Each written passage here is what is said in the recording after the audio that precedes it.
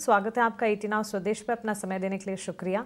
बड़ा अनाउंसमेंट आता हुआ दिखा, बाजार ने उस पर एक नीजोक रिएक्शन भी दिखाया। सेकंड हाफ तक तस्वीर पूरी तरह से बदलती हुई नजर आई।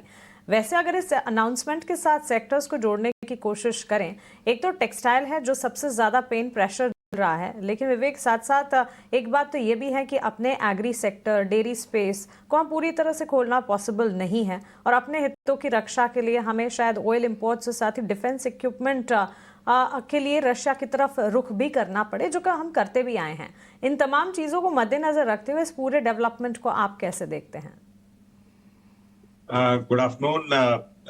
पहले तो मैं ये आपको एक डिस्क्लोजर दे दूं कि मैं पिछले 15 साल से ट्रम्प का फैन हुआ करता था, और कुछ हद तक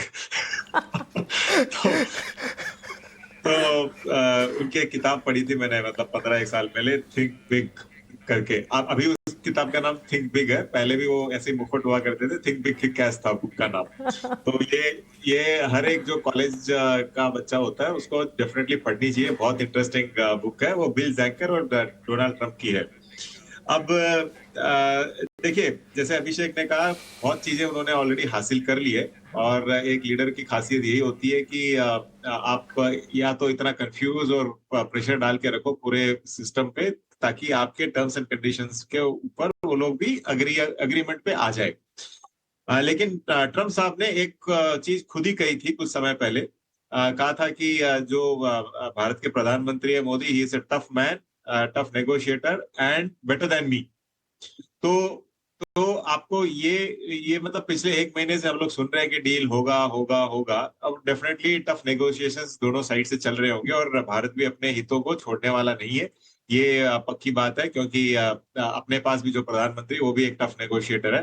तो अब इस डिले के चक्कर में ये हो रहा है कि कुछ तो दबाव बनाया जाए, और दबाव बनाने का ये कार्यक्रम था, कल का एक कोशिश थी। और ऑलरेडी उसके बाद में एक और ट्वीट कर दिया है कि डील अभी भी बातचीत चल रही है, ये फाइनल नहीं है। तो और जापान का भी आपके पास उदाहरण है, जहां पे 40 या 50% टैरिफ पहले अनाउंस किया था, और जब डील हुई वो खाली 15% पे आके सेटल हुई। तो जब यूएस की टीम आएगी इंडिया, और इंडियन टीम और यूएस टीम बैठ के बातचीत करेगी, मुझे लगता है कि कहीं ना कहीं हम लोग भी 15 और 20% के बीच में सेटल होंगे।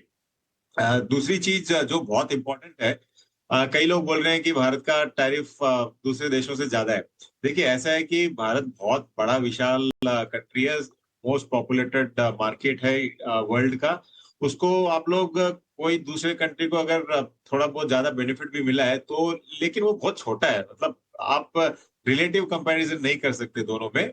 काफी जैसे वियतनाम वगैरह बहुत छोटे कंट्रीज है जहां पे आपको, और नेगोशिएशन में फाइनली क्या हुआ, वियतनाम ने तो पूरा अपना देश ही खुला छोड़ दिया है। मतलब ऑलमोस्ट यूएस के कंट्रोल में आ गए, जहां पे इंपोर्ट पे कोई टैक्स नहीं लगेगा, लेकिन एक्सपोर्ट्स पे खाली लगेगा। तो ये ऐसा सिचुएशन भारत में नहीं होने वाला है। तो इसके लिए मुझे लग रहा है कि जितने भी सेक्टर और मार्केट को रियलाइजेशन होते ही एक बाइंग अपॉर्चुनिटी को मतलब डीआईएस ने आज पक्का यूज किया, और इसके लिए आज हम लोग ग्रीन में। तो जितने भी ये सेक्टर्स है, मुझे नहीं लगता है कि कोई खास नेगेटिव होने वाला है। आज जो था वो हो गया है। अब फाइनल डील का ही वेट करेंगे, क्योंकि इससे अब बुरा तो मेरे हिसाब से कोई भी नहीं कर पाएगा। जी बिल्कुल। ट्रम्प, अमेरिका और उनके प्रॉब्लम्स, और पूरे दुनिया को भी वो प्रॉब्लम्स दिए जा रहे हैं, लेकिन प्रॉब्लम जहाँ नहीं है वो है हमारे क्लोजिंग कॉल्स की तरफ से। और हमारे टेक्निकल गेस्ट